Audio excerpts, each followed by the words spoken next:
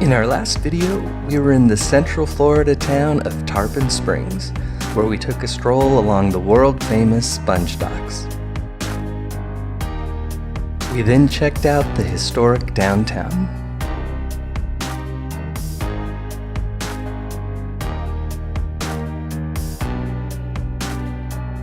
Finally, we capped off an amazing day at a waterfront restaurant. In this video, we're in St. Petersburg, Florida.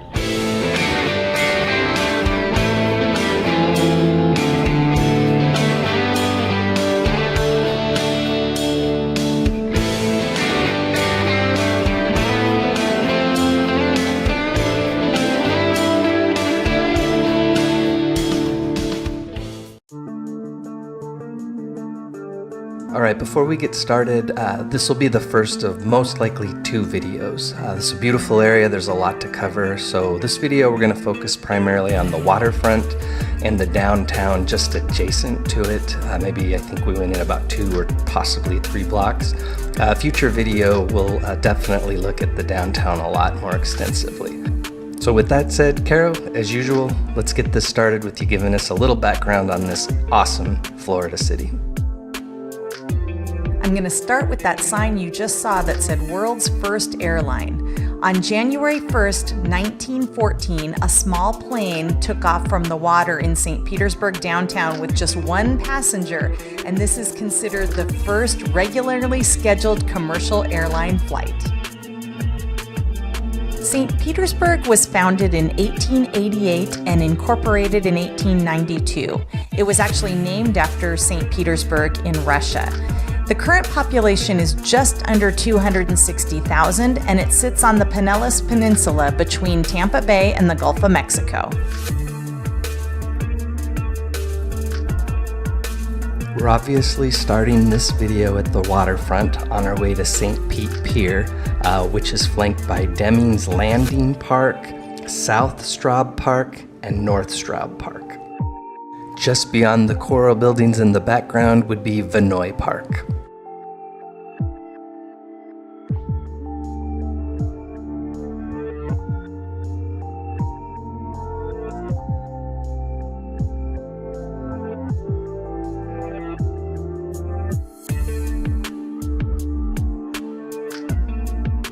This was such a great park. The pier was beautiful. They had all sorts of seats out there so you could just sit and relax and enjoy the view.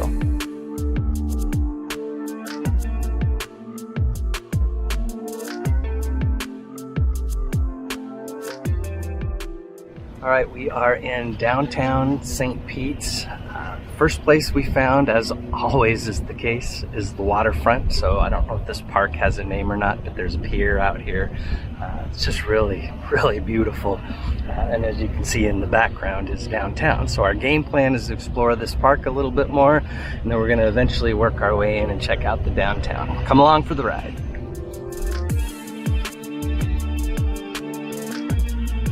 Here's the Museum of History immediately adjacent to the pier. It has everything from information on the first commercial airline to the largest collection of autographed baseballs. It's open 7 days a week, so check the website for hours. Just past the pier's gateway is the marketplace, which has independent vendors selling unique items. They were just getting set up when we were there.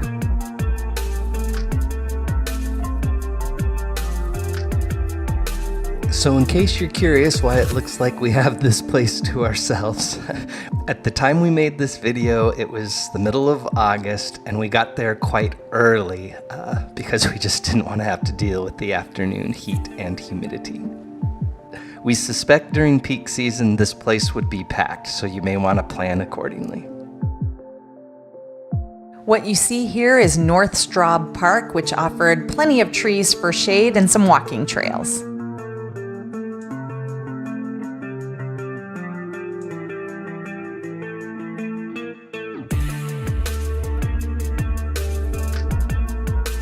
We could have continued our exploration of the waterfront, but we wanted to check out some of the downtown. As I said earlier, we'll do a more extensive video on the downtown, but here's the first couple blocks inward. It just looked really cool and we had to go check it out.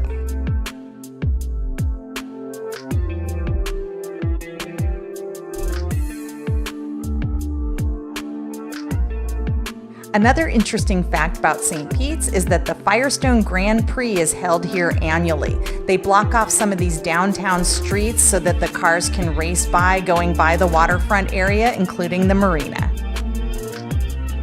And for all you shuffleboard fans, we know there's probably many of you, St. Pete's hosts the world's largest shuffleboard club.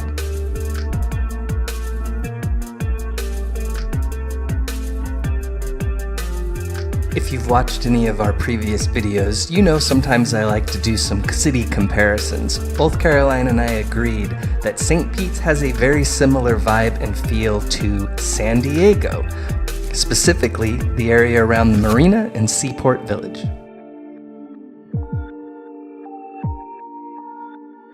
I agree with Jeff that there are a lot of similarities between St. Petersburg and San Diego. However, I disagree with regards to the vibe. I think that Florida has a much more relaxed and laid-back vibe than Southern California.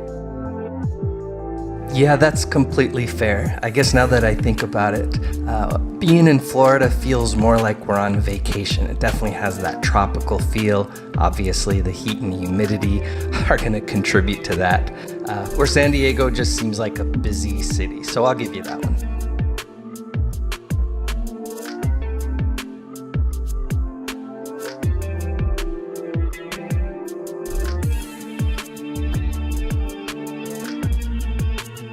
About at this point in our exploration, we realized that we bit off way more than we could chew. The downtown is a lot bigger than we initially anticipated, so we decided after exploring the rest of this block to start working our way back towards the waterfront and go ahead and do a downtown specific video on another day.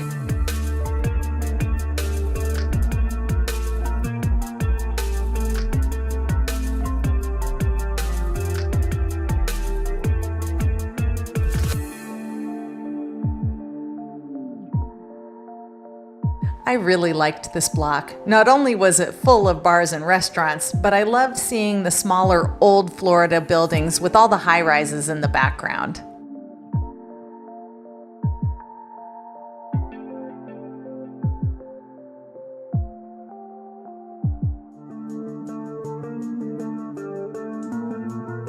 If you like to explore on foot like we do, we think you'll find this to be a very walkable city.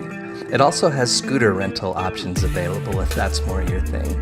For those of you that prefer to drive around, just be aware there's a lot of one-way streets in the downtown area. We're now approaching the stadium of the Tampa Bay Rowdies, which is a minor league soccer club. This is a pretty cool stadium because you can see the water from most of the seats. After we explored the waterfront, we looped into downtown. We found a great block that was all food and drink establishments, so definitely up our alley. As we got through the later part of downtown, we found the soccer stadium where the local minor league soccer team plays. So it's pretty fun. We're gonna head back to the water now.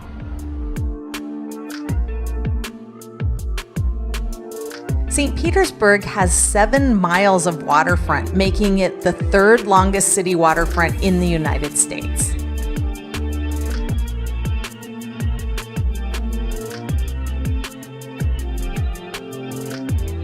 Yeah, there's definitely a lot of waterfront, but more importantly, they made very good use of the waterfront. Lots of places to walk or ride your bike, and it's just an absolutely gorgeous place to hang out for the afternoon. Loved it. As you can see looking at the sky, as is very typical for this time of the year in Florida, we knew we were just minutes away from a downpour, so it was time to work our way back to the car.